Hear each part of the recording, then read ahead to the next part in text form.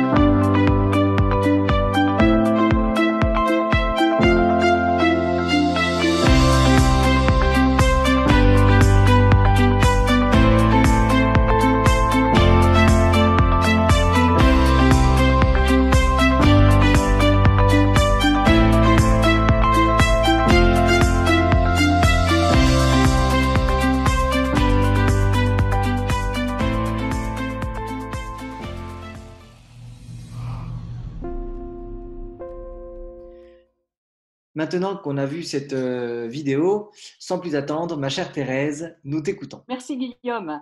Ce qui va me paraître très important dans l'analyse que je vais vous proposer, c'est de considérer que dans le référentiel infirmier de 2009, en France, il faut relier pour l'ensemble des compétences une habileté transversale que l'on appelle le raisonnement clinique.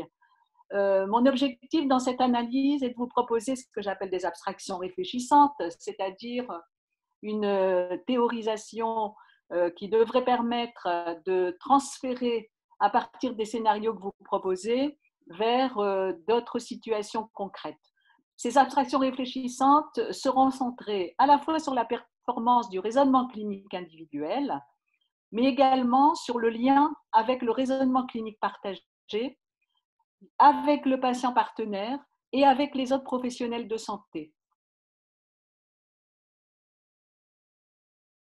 On va débuter par la compétence 1, qui est une des situations, au vu des cadres qui ont créé cette situation, une des situations qui leur semblait la plus intéressante. Et donc, on est là pour évaluer une situation clinique à partir d'un diagnostic dans le domaine infirmier. Et donc, la thématique était la prise en soin d'une jeune femme de 19 ans qui présente une impotence fonctionnelle au niveau d'un genou suite à un accident de la voie publique lors de sa première année de STAPS. Et à travers de cette compétence, on va suivre cette patiente selon 3 situations. La première qui est une prise en charge à domicile, à J4 post-opératoire. Une situation 2 où nous allons voir l'arrivée de cette jeune femme en centre de rééducation, à J45 post-opératoire. Et une troisième situation lors d'une consultation infirmière suite à son retour de permission de week-end. Et donc, nous allons pouvoir, à l'issue, probablement poser un certain diagnostic infirmier. Donc, si tu veux, Thérèse, comment tu as pu percevoir cette analyse et commenter cette première compétence? Depuis la publication des textes officiels que l'on appelle Ma Santé 2022, la notion de parcours autour du patient me paraît essentielle afin d'éviter les ruptures de soins et de surveillance. Nous parlons de parcours de soins, de parcours de santé et de parcours de vie. Et je vous propose d'ailleurs d'aller lire un lexique de A à Z qui a été publié par les ARS. Cette jeune femme va suivre un chemin clinique dans un parcours de soins alternant l'hospitalisation, le retour au domicile, un hébergement en centre de rééducation, un retour temporaire à domicile pour le week-end. Toutes ces étapes nécessitent de la part de l'ensemble des professionnels de respecter une continuité de l'accompagnement afin d'éviter les ruptures de soins. Le rôle du patient partenaire est essentiel pour renforcer les liens qui évitent les ruptures et favoriser ainsi une qualité et une sécurité des soins. Je me permettrai de faire une analyse à partir de chaque situation, puisqu'on est là dans la compétence 1 qui est la compétence clinique. Dans la situation 1, l'infirmière libérale est la deuxième étape du parcours de soins. Si elle a accès à un dossier du patient informatisé partagé, elle prend connaissance des informations notées durant l'hospitalisation. État clinique, gestion des risques, gestion des réactions humaines physiques et psychologiques. La synthèse de ces connaissances lui permet d'entrer en relation personnalisée avec la jeune femme et de lui proposer rapidement ce qu'on appelle dans la relation une position haute, qui est la relation de partenariat. La personne raconte comment elle se sent, état clinique, état psychologique, ce qu'elle a retenu de l'éducation thérapeutique réalisée durant l'hospitalisation et avant sa sortie. C'est ce qu'on appelle la médecine narrative. Elle a créé le lien de confiance avec la patiente partenaire et peut ainsi compléter le recueil de données avec un entretien et un examen clinique.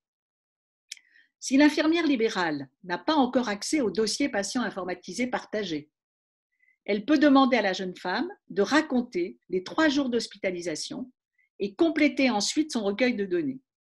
Ce temps d'écoute et de relation empathique est essentiel pour créer le lien de confiance et entrer dans une dynamique que l'on appelle l'alliance. Suite à un accident de la voie publique et au stress qui en résulte, l'infirmière libérale doit penser au concept d'adaptation. Quelle est l'adaptation de cette jeune femme à sa situation actuelle? A-t-elle une stratégie vigilante ou d'évitement? Est-elle dans une résilience? Si la réponse à ces questions conditionne l'accompagnement, que pourra faire l'infirmière libérale avec l'aide des proches aidants?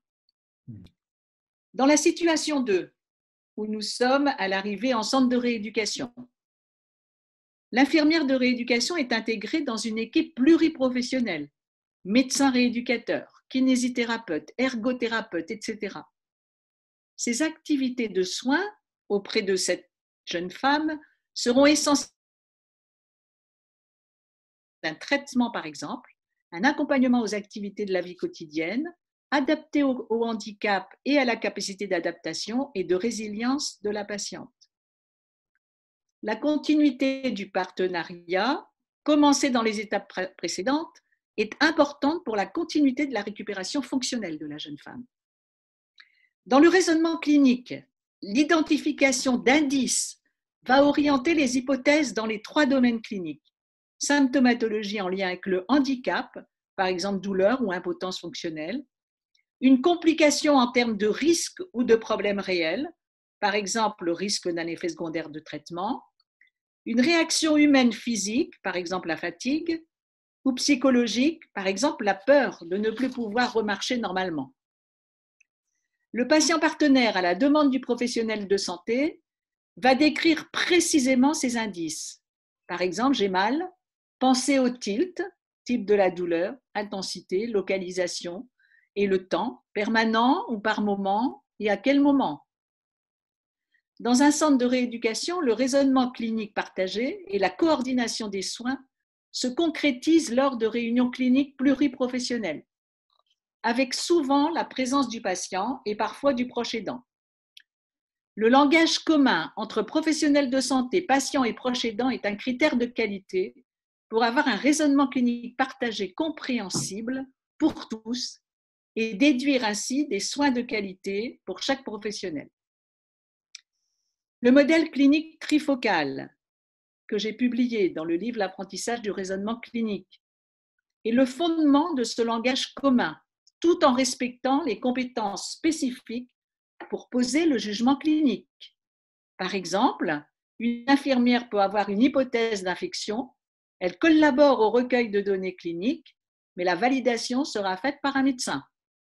Une infirmière peut avoir une hypothèse de peur, elle peut la valider si elle crée le lien de confiance qui permet la verbalisation de la peur avec la précision de l'objet. Par contre, dans un contexte complexe, l'hypothèse de l'infirmière sera validée ou pas par une psychologue prescrite par le médecin pour accompagner cette patiente. Dans cette situation, l'infirmière et les autres professionnels coordonnent leurs soins relationnels avec ceux de la psychologue. Chacun se fixe des indicateurs de résultats coordonnés et centrés sur la patiente. Lors des réunions cliniques pluriprofessionnelles, l'infirmière présente son raisonnement clinique individuel afin d'entrer dans un raisonnement clinique partagé et participer ainsi activement au choix collectif des propositions de soins présentées aux patients. Celui-ci, avec l'aide du proche aidant, participe à la construction du PPS, c'est-à-dire du projet personnalisé de soins. Dans la situation 3, nous sommes là devant une consultation infirmière suite à un retour de permission de week-end. Dans un service de rééducation, très souvent la permission pour un patient est discutée lors d'une réunion pluriprofessionnelle, comme nous l'avons décrite précédemment. Suite à la réunion, une synthèse écrite est intégrée dans le dossier du patient, avec précision des données cliniques, des données psychologiques et de la gestion des risques. Une éducation thérapeutique est réalisée pour favoriser l'autonomie du patient à domicile ou le partenariat avec une infirmière à domicile et le proche aidant. L'infirmière qui réalise cette consultation lors du retour de la patiente doit avoir lu cette synthèse, autorisant la permission et commencer l'entretien en montrant qu'elle connaît bien ces informations. Elle crée ainsi à nouveau le lien de confiance, qui est un élément essentiel dans toute relation soignant-soigné. Elle peut commencer par laisser la parole à la jeune femme qui, en reprenant les éléments de la synthèse, raconte ce qui s'est passé au domicile. C'est ce que l'on appelle la médecine narrative. Elle reprend ensuite la position haute dans la relation d'aide en complétant son recueil de données et en validant avec la patiente partenaire une conclusion clinique à laquelle elle pense. Par exemple, si j'ai bien compris, vous avez eu peur de tomber en marchant dans votre jardin. Si la patiente valide, elle peut proposer d'en parler avec le kinésithérapeute afin d'accompagner la jeune femme dans la gestion de sa peur avant la prochaine sortie. Voilà pour le scénario 1. Ben, écoute, Thérèse, c'est très intéressant et justement, ça va faire le lien avec la prochaine compétence qui est la compétence 2. Oui. Oui. On est sur l'élaboration justement d'un projet personnalisé de soins, comme tu l'as très justement dit, le PPS, lors de l'admission en hospitalisation à domicile d'une personne atteinte d'une bronchopneumopathie chronique obstructive. Et donc, on va aborder cette situation, cette compétence par 4 situations. dans un premier temps avec un entretien pour une évaluation initiale et l'examen clinique lors de l'admission en hospitalisation à domicile. On verra les différents intervenants. Et puis, on participera dans une situation, justement, à une réunion pluriprofessionnelle pour mettre en place et étudier le projet personnalisé de soins. Et enfin, à domicile, voir le réajustement de ce projet de soins. Et donc, à travers ces 4 étapes, comment toi, tu as pu analyser ou perçu ce cheminement?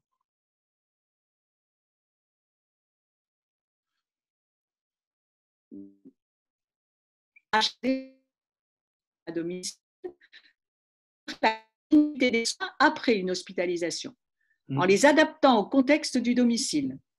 Le plus souvent, l'infirmière coordinatrice réalise un entretien avec le médecin de l'unité de soins ou le cadre de santé afin de recueillir des informations cliniques globales pour anticiper la continuité des soins à domicile et formaliser donc le PPS, le projet de soins personnalisé, en partenariat avec le patient et son proche aidant. Dans le cadre des outils de coordination prévus dans le dossier patient informatisé, et je rappelle que nous sommes actuellement sur la feuille de route virage numérique en santé qui a été présentée par la ministre de la Santé en avril 2019. Le chemin clinique BPCO, avec des critères d'inclusion correspondant au stade personnalisé, soit en fonction du stade de dyspnée, soit en fonction d'un stade de décompensation, pourra être prescrit pour cette patiente. À défaut de chemin clinique formalisé et disponible dans le dossier patient, les équipes HAD formalisent très souvent des protocoles thérapeutiques et des protocoles de soins afin de faciliter l'homogénéisation des pratiques pour l'ensemble des professionnels. Cette standardisation des protocoles permet aux professionnels débutants et aux professionnels experts une actualisation des connaissances, qui sont recommandées d'ailleurs par les sociétés savantes, et une harmonisation de l'éducation thérapeutique du patient. À partir de ces protocoles standards, le raisonnement clinique partagé en équipe et avec le patient oriente l'adaptation d'un PPS à chaque personne soignée. C'est ce que l'on peut appeler l'intelligence collective. Je me suis permis également de faire un peu une analyse de chaque situation dans cette compétence, puisqu'on est dans la compétence 2 qui est en lien direct avec la compétence 1 centrée sur la démarche clinique. Dans la situation 1 et 2, l'infirmière qui accueille un patient à HAD se prépare à anticiper. Cette notion est essentielle. Elle anticipe la rencontre en lisant la synthèse écrite par l'infirmière coordinatrice qui a rencontré cette personne avant sa sortie de l'hôpital. Son évaluation clinique doit être en lien avec celle du médecin de l'HAD et du médecin traitant pour éviter les questions redondantes. La référence au modèle clinique trifocal oriente vers une évaluation systémique, c'est-à-dire les signes et les symptômes de la pathologie, risques liés à la pathologie, aux effets secondaires de traitement, les réactions humaines physiques et psychologiques, ainsi que les potentialités et les capacités. L'identification des émotions positives, par exemple l'espérance, et des potentialités physiques et psychologiques, par exemple capacité à se mobiliser dans le lit, capacité à participer aux décisions, est essentielle pour concrétiser le partenariat avec la patiente et le proche aidant. L'écriture de l'analyse clinique dans le dossier patient informatisé est essentielle pour la continuité des soins, avec écriture des résultats centrés sur le patient. Pour la situation 3 et 4, j'ai pensé à cette analyse. Le PPS n'est pas le projet de soins infirmiers. Il est la résultante d'un raisonnement clinique partagé entre tous les professionnels de santé, le patient et le proche aidant partenaire. Le contexte du domicile est différent de l'hôpital pour les réunions pluridisciplinaires. Soit la rencontre est possible à domicile, soit elle se fait par l'échange vidéo sécurisé, soit par téléphone progressivement. L'écriture du PPS est alors rédigée par un des professionnels référents de la personne soignée. Alors, afin d'éviter les ruptures de soins, afin que chaque professionnel a le devoir de pense du PPS et des soins. Le patient perçoit très vite si l'infirmière qui vient le rencontrer sait ou ne sait pas. Et ce premier contact crée ou ne crée pas le lien de confiance. Tout à fait. On change d'univers et donc on va sur la compétence 3 et on se retrouve en EHPAD pour l'accompagnement d'une personne âgée présentant une altération de son état cutané lors des soins d'hygiène et de confort. Cette compétence a une particularité, c'est que le niveau graphisme qui est donné pour la personne âgée est centré sur l'empathie apportée par cette personne âgée dans un travail de thèse pour une de nos codoctorantes embauchées chez Sim4Health, qui travaille sur l'empathie apportée par les patients virtuels.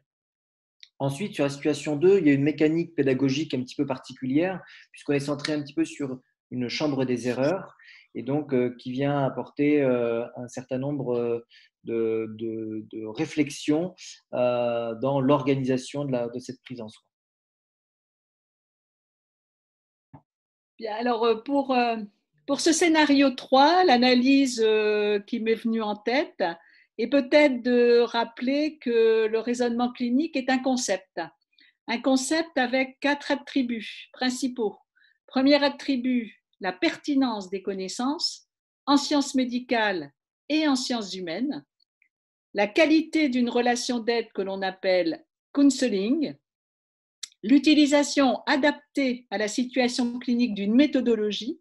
On peut avoir un raisonnement hypothético-déductif, mais aussi un raisonnement par anticipation. Et le quatrième attribut est la maîtrise des niveaux de jugement clinique en lien avec la législation professionnelle.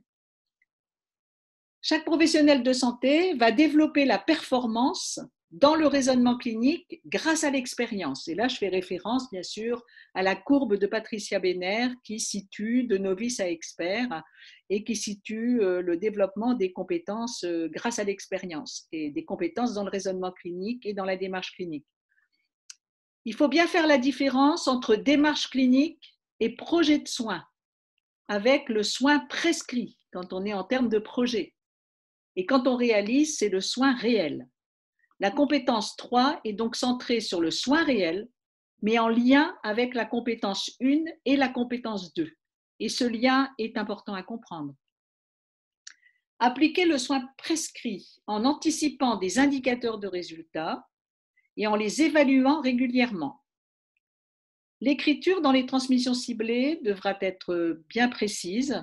Le problème réel dans la cible, les données évolutives, les actions avec les soins prescrits et ceux prescrits dans le cadre du rôle propre.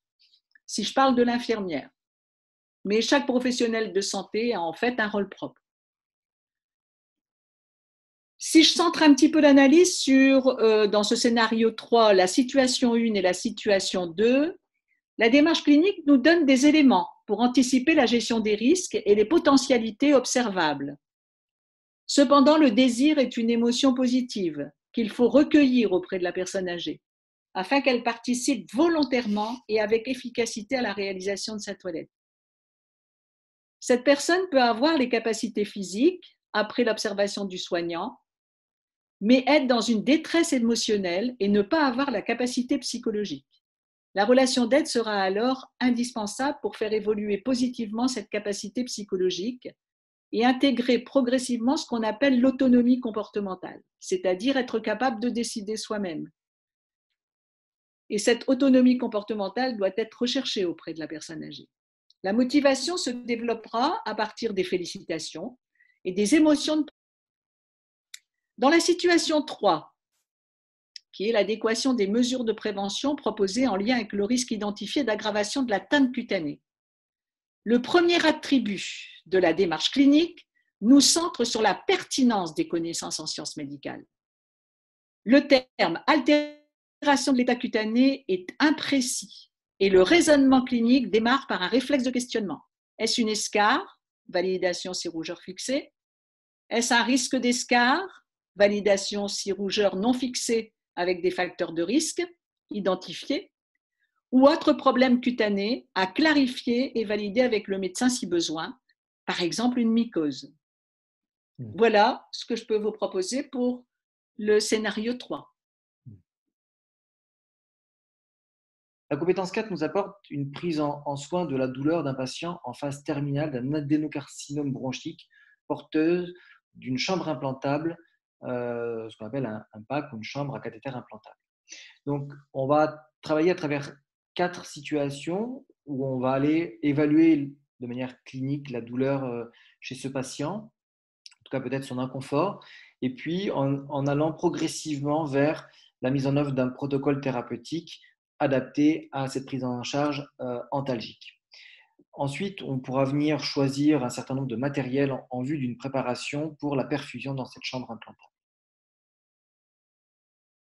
Pour la situation qui est en lien avec compétence 4, j'ai fait une analyse à partir des 4 situations que vous proposez. C'est cette compétence qui est centrée sur la collaboration avec le médecin pour la mise en œuvre des actions qui aideront à valider un diagnostic, à évaluer l'évolution d'une maladie, à traiter une maladie ou la symptomatologie, comme par exemple la douleur dans cette situation clinique. L'infirmière est une collaboratrice et non une exécutante. La qualité de son raisonnement clinique va orienter la prescription médicale. Le haut raisonnement clinique l'oriente vers la recherche de signes précis. Par exemple, comme nous l'avons déjà évoqué, pour la douleur, le tilt, qui va permettre de recueillir des informations détaillées qui orientent le choix du médecin pour une prescription adaptée et personnalisée.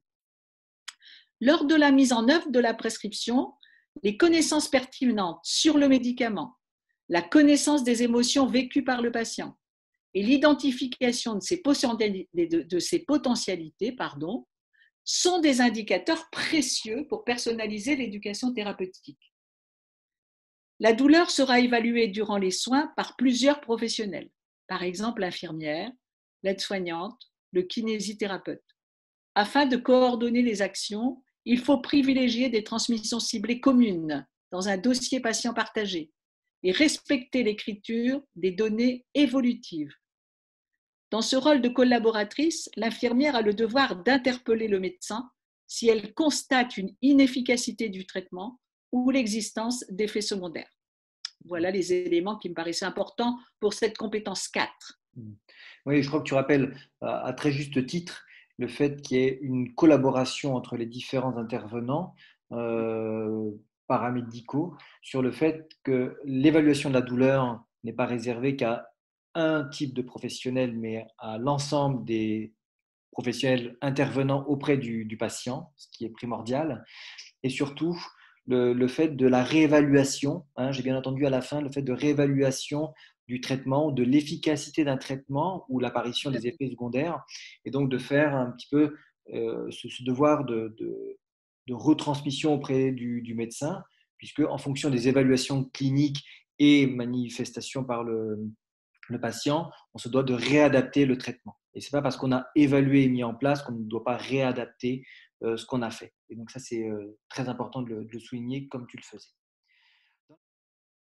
On change d'univers et donc tu nous as parlé un petit peu d'éducation thérapeutique, mais on rentre en plein dans l'éducation thérapeutique avec cette prise en soin d'un patient et de sa famille dans le cadre d'un parcours de soins d'un patient qui est atteint d'un accident vasculaire cérébral.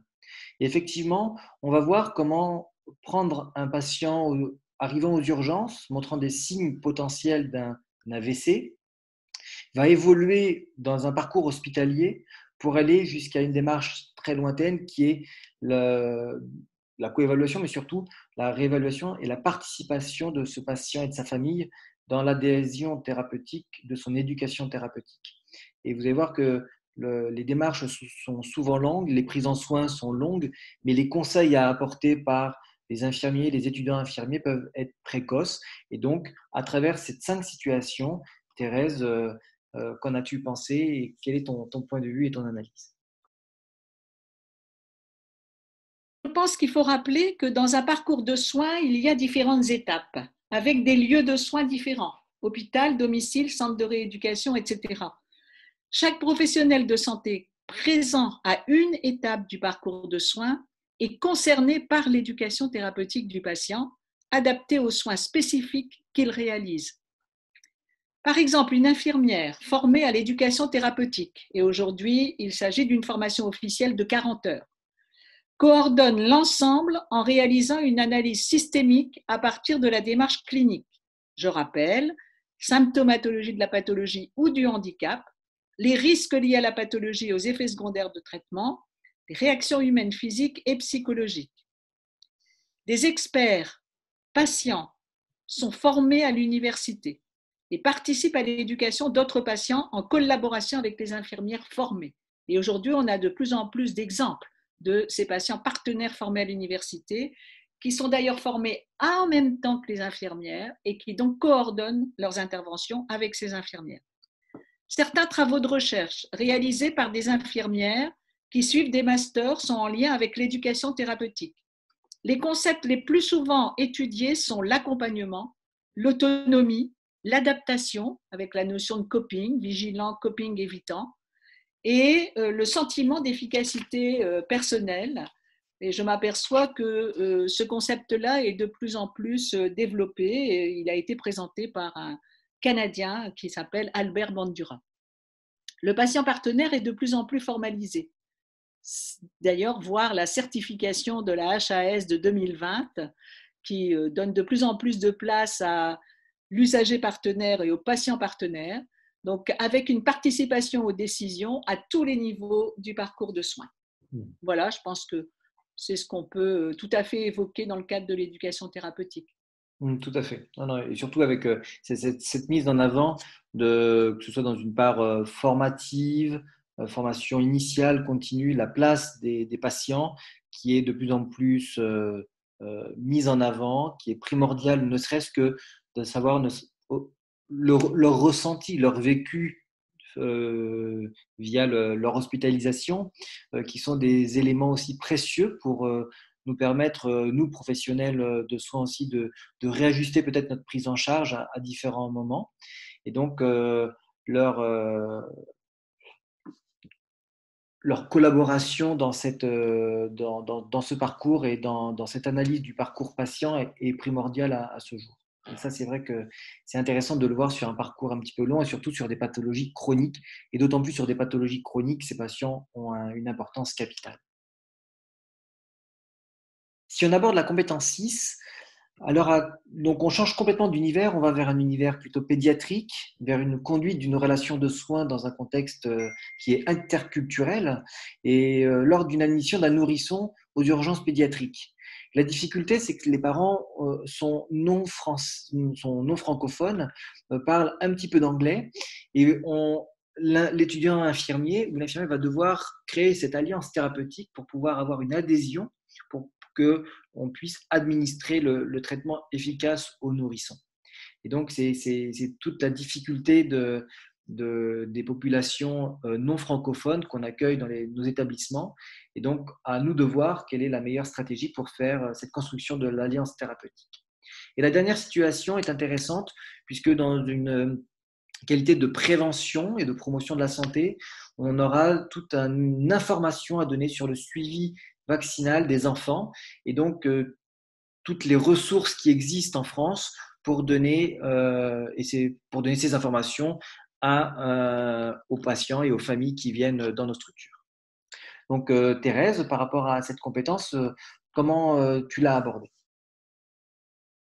Je pense qu'il faut distinguer dès le début ce qu'on appelle la relation d'aide counseling, qui en France a été introduite par une psychologue, Catherine Tourette-Gis, et la relation d'aide psychothérapeutique, qui est conduite par des professionnels de santé, mais qui ont suivi une formation spécifique. On peut considérer que tous les professionnels de santé conduisent avec les patients et les proches aidants une relation d'aide de type counseling dans la relation de soins.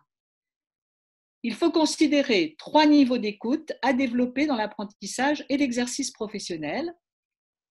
Premier niveau, comprendre ce que dit le malade, et c'est essentiel dans le raisonnement clinique. Identifier la congruence entre le verbal et le non-verbal du patient. Et le troisième niveau d'écoute, que je considère quand même assez difficile à atteindre pour des étudiants infirmiers ou pour d'autres étudiants, je pense qu'on va l'atteindre dans son exercice professionnel, Écouter ses propres réactions, être à l'écoute de ses propres émotions. Parce que c'est la maîtrise de ces 3 niveaux d'écoute qui nous permettent de rentrer dans une relation d'aide après, de soins avec le patient. Chaque niveau représente une habileté à développer pendant le temps d'apprentissage. Par contre, la performance atteinte dans la combinatoire des 3 est liée à l'expérience et ne peut être évaluée lors d'une formation initiale. Et là, je vous renvoie à une citation qui est parue dans le livre L'apprentissage du raisonnement clinique. La relation d'aide counseling est essentielle dans le partenariat avec le patient et le proche aidant. Il faut apprendre à transformer les savoirs sur le concept d'adaptation en connaissance pour identifier chez le patient soit un coping vigilant, soit un coping évitant que nous avons déjà abordé. L'évolution d'un savoir en connaissance nécessite un raisonnement clinique adapté à chaque situation personnalisée, associé à une méthode d'analyse de pratique. Par exemple, ce qu'on appelle le débriefing. Et donc, voilà pour le scénario 6, essentiellement centré pour moi sur la relation. La compétence 7, on change d'univers et donc on vient sur une analyse de la pratique professionnelle à travers le traitement d'un événement indésirable chez une patiente en post-opératoire. Effectivement, on va accueillir cette personne qui vient du bloc opératoire et vous allez pouvoir voir par une évaluation clinique et de mettre justement tout votre raisonnement clinique en avant pour pouvoir dépister potentiellement un choc hémorragique.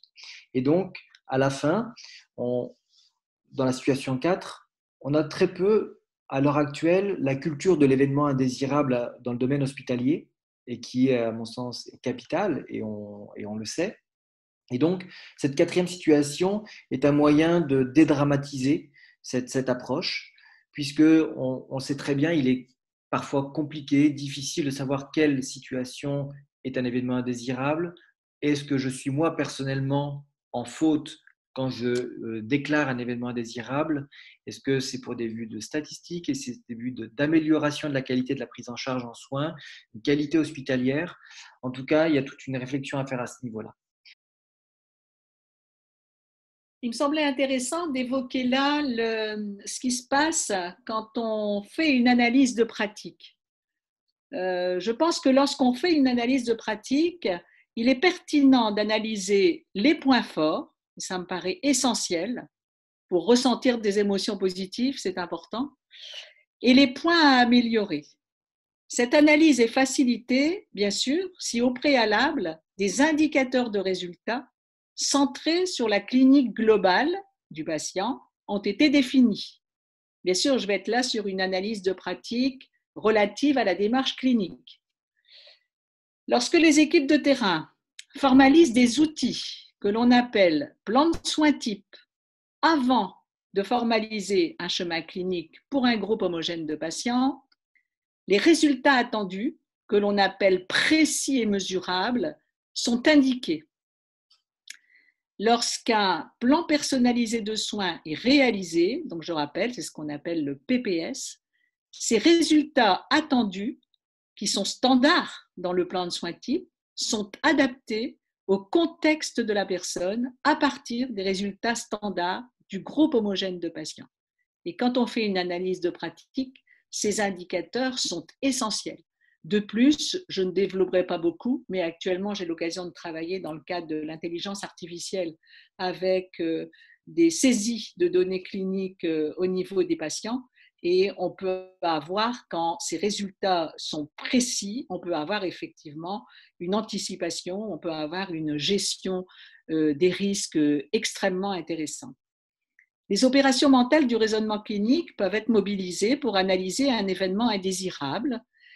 On va mobiliser des indices, le réflexe de questionnement, ce qu'on appelle une opération mentale qui s'appelle l'induction pour formaliser des hypothèses, la déduction pour faire un recueil de données complémentaires, la confirmation ou l'infirmation, et une opération mentale extrêmement importante qu'on appelle la créativité. Et quand on fait donc des analyses d'événements indésirables, cette méthodologie est tout à fait efficace.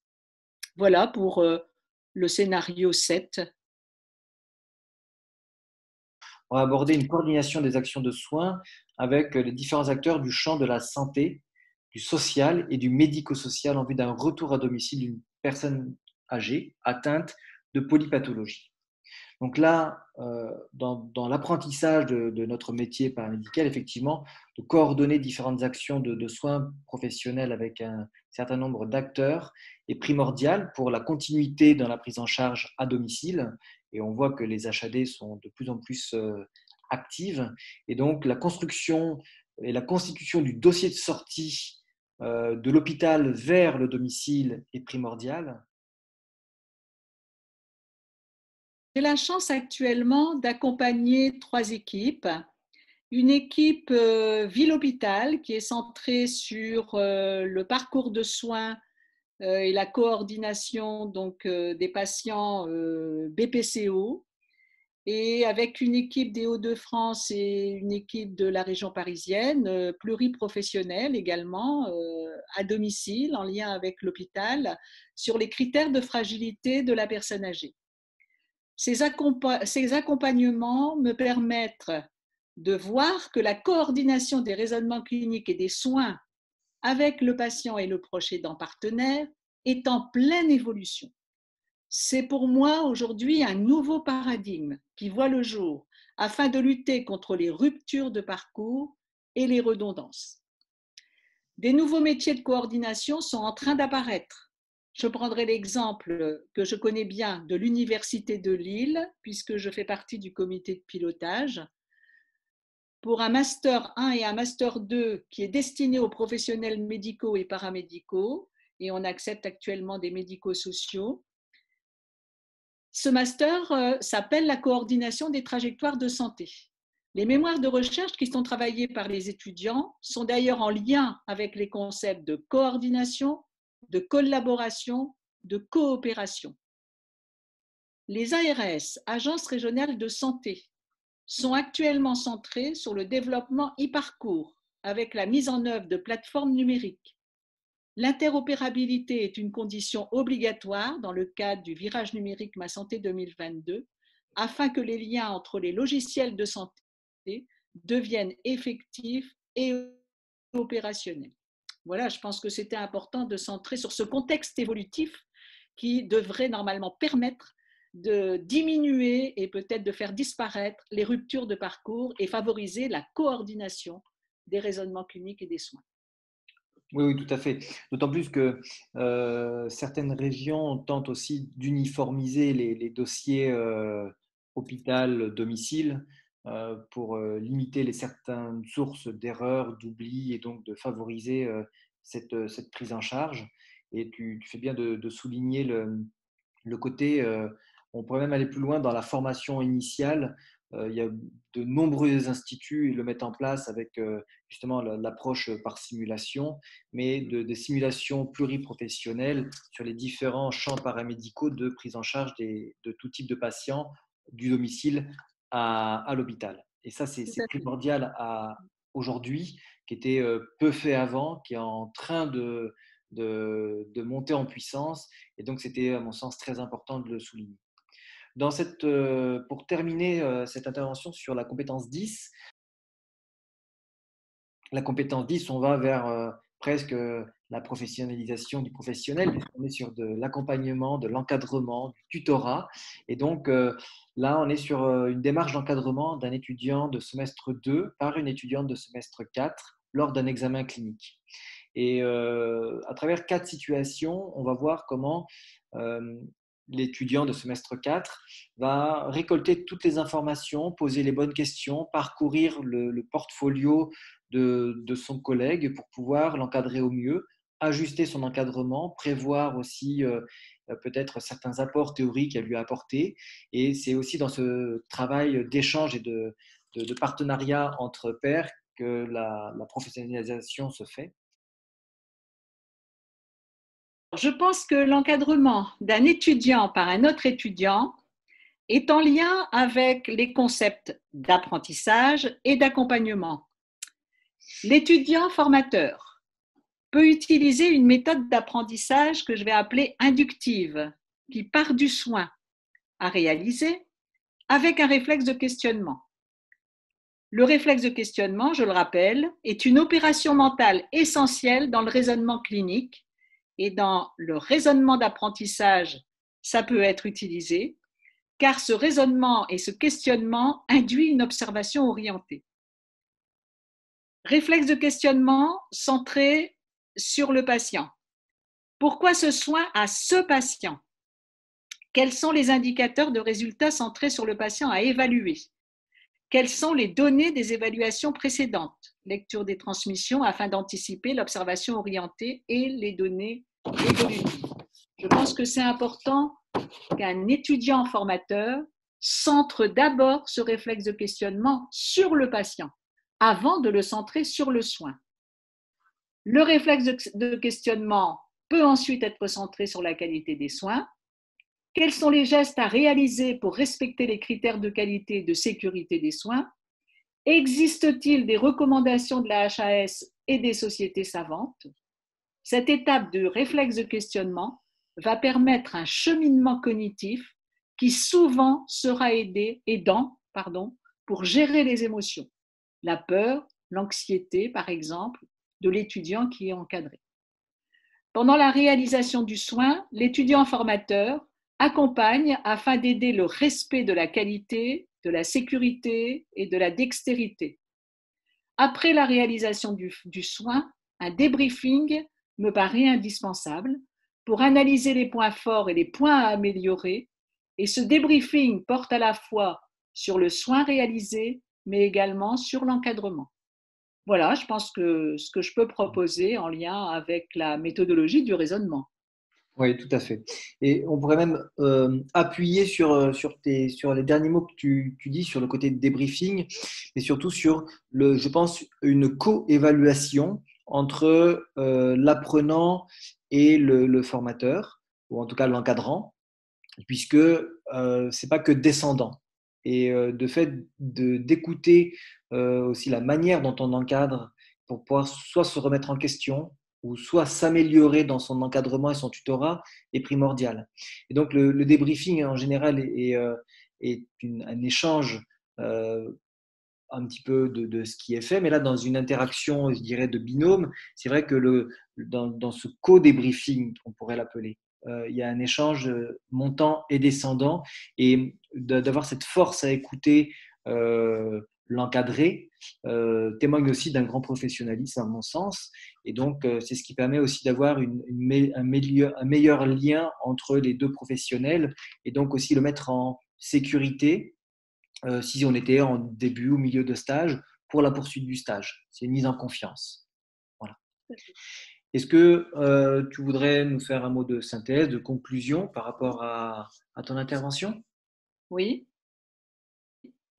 Je voudrais remercier Sim4Health, bien sûr, et les équipes, comme tu l'as rappelé dès le début, de la région Aquitaine, qui ont collaboré à ces scénarios et à leur montage.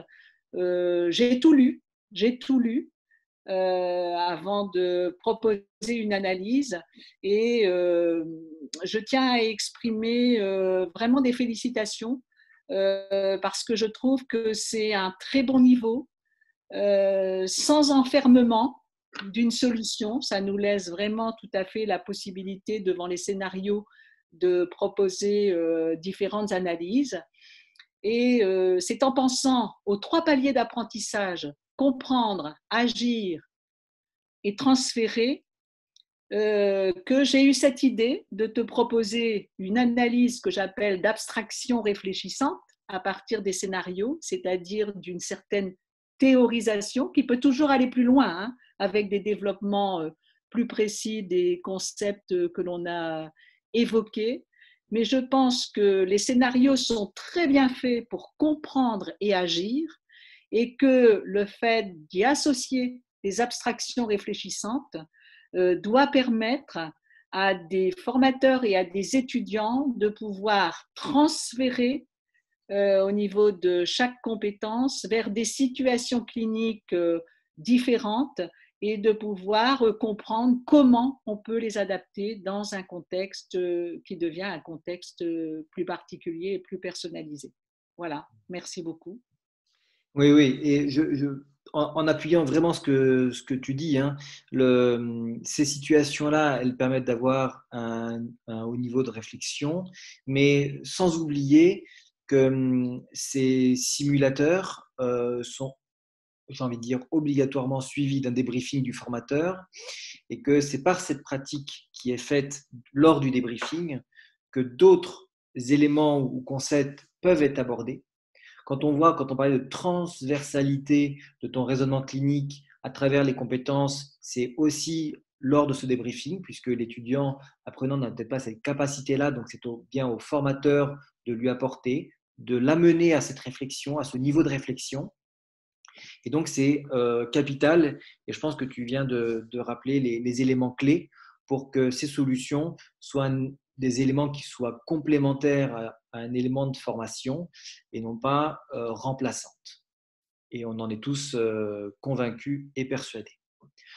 En tout cas, lors de cette période de confinement, euh, Sim Forel et Thérèse nous ont fait l'honneur et la primeur de cette intervention pour accompagner et aider les équipes pédagogiques qui sont malheureusement soit réquisitionnées, soit confinées, et donc pour aider l'enseignement de nos futurs infirmiers, eh bien, nous avons essayé d'apporter notre contribution à ces enseignements par la simulation numérique et l'analyse de notre experte Thérèse Psuc. Donc, un grand merci à toi, chère Thérèse, pour ton analyse, pour le temps que tu nous as accordé.